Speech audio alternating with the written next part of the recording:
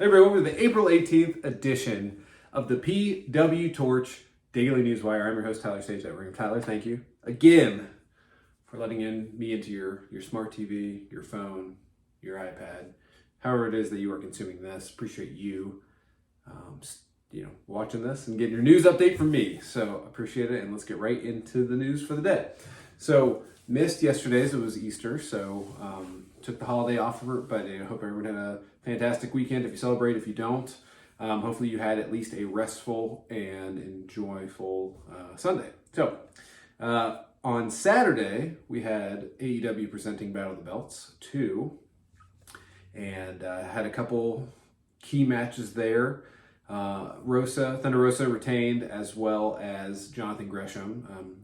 Rosa retained against Nyla Rose, and Gresham, debuting on AEW television as well, defeated another debuting member of the ROH roster, Dalton Castle. So I was interested to see the reaction of Dalton Castle by the wider audience, and I felt, it was about what I expected. Not quite Danhausen, but Dalton is his own person, and he's a strange cat, strange peacock, if you will, and having the pleasure to have interviewed him in the past, I can amend to that. On and off air, he lives that gimmick. So, that was Dalton Castle. But anyway, Gresham retained, Thunder Rosa retained, and then also in the first match of the special, we had Sammy Guevara defeating Scorpio Sky to get the TNT title now for a third time, and doing some flashes of heel tendencies throughout the match. And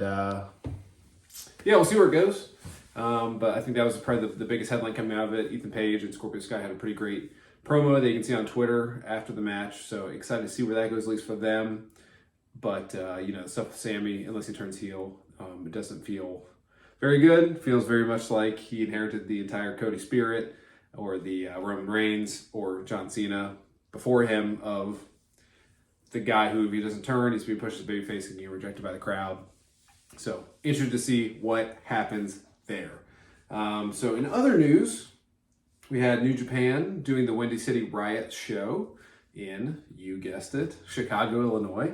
Our own Zach Hadorn was there, my co-host on Fireside Chats, and also the other rotating host of this program right here. So I'm sure Zach will be able to share his insights on the next Fireside Chat or on the next Newswire. So, but the main event there, Jon Moxley defeated Will Ospreay, and lots of other juicy stuff there. That was one of 8 matches on the card. So, a lot of rumor that AEW and New Japan are going to have a joint show, probably in Chicago in the middle of the summer.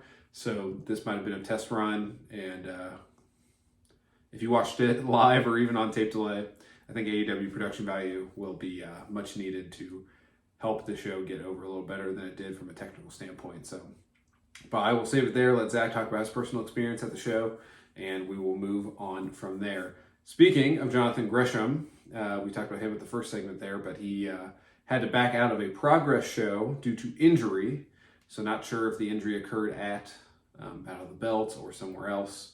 Obviously, there's some issue with Progress being essentially a WWE feeder company, being subsidized essentially, having someone who is under contract with the company that's under contract by Tony Khan. So, I'm not saying it's a fake injury, because he's been off of other shows as well. So just something interesting, a good way to get out of that potentially if you're Progress. So keep an eye out on that. And then also last night, Cody Rhodes is on Ryan Satin's Out of Character series, which is a great interview series. If you're into interviews, Ryan gets his pick of the litter of WWE talent, and does a pretty good job doing that. So please check out Ryan's show.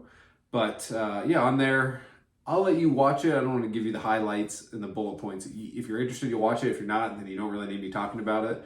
So I think there's people that fall in the two camps. I think more people are interested than not. But from my perspective, as an overall thesis on what happened there, I think that this version of Cody is kind of what people like myself and Wade and other members of the Torch cast kind of wanted him to, it's not that he had to apologize, but just like him leaning into like, hey, maybe this is pretty simple stuff. I think most people thought this, like, hey, saying I can never win the world title kind of pigeonholed me into a position as a character, and things like that. So I think it's a positive sign for Cody's run in WWE, and he didn't do all of it. I think watching this interview, didn't do all of it on purpose to do some miraculous heel turn and swerve us all. He did it because he thought it was right at the time, but in hindsight, I realized it wasn't best for his character. And so a good interview. I think he's pretty candid as much as he can be within staying in character. So I think it's good to check that out. So yeah, so that was your news bit for the day.